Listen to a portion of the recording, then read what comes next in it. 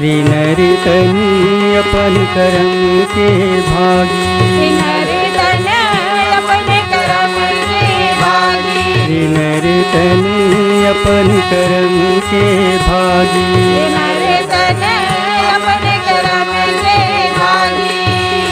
ये अपन कर्म के भागी जी, अपन कर्म के भागी, ये अपन कर्म के भागी जी, अपन कर्म के भागी, ये अपन कर्म के भागी जी। नर तन अपन कर्म के भागी, नर तन अपन कर्म के भागी।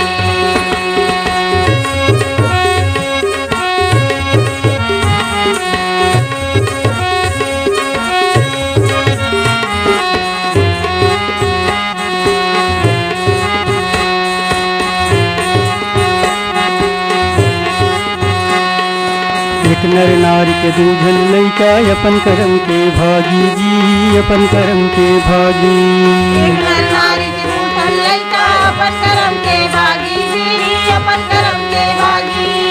एक नर नारी के दूधन लैका अपन कर्म के भागी जी, अपन कर्म के भागी, एक नर नारी के दूधन लैका अपन कर्म के भागी जी, अपन कर्म के भागी।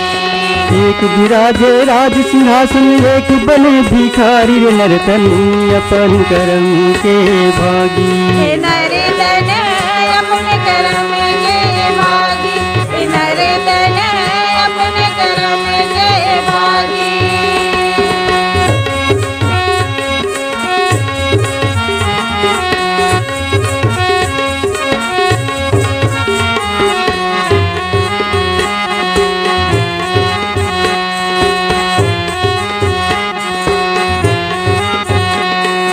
एक गैया के दूधन बछरू अपन कर्म के भागी जी, अपन कर्म के भागी, एक गैया के दूधन बछरू अपन कर्म के भागी जी, अपन कर्म के भागी।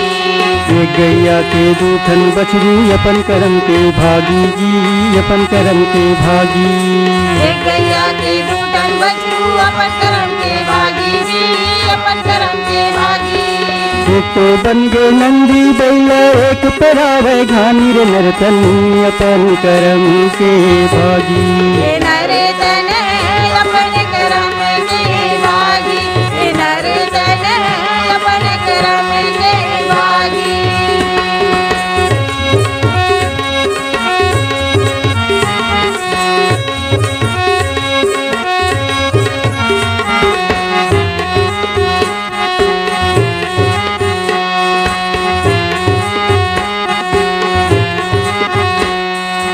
एक नार के दूधन कुमा अपन कर्म के भागी जी, अपन कर्म के भागी, एक नार के दूधन कुमा अपन कर्म के भागी जी, अपन कर्म के भागी।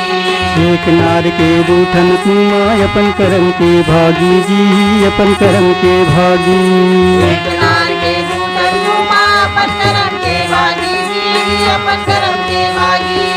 एक तो बन गए ताल तनूरा, एक भरा है पानी, रे नर तनी अपन कर्म के भागी, नर तन अपन कर्म के भागी, नर तन अपन कर्म के भागी। ये अपन कर्म के भागी जी, अपन कर्म के भागी, ये अपन कर्म के भागी जी, अपन कर्म के भागी।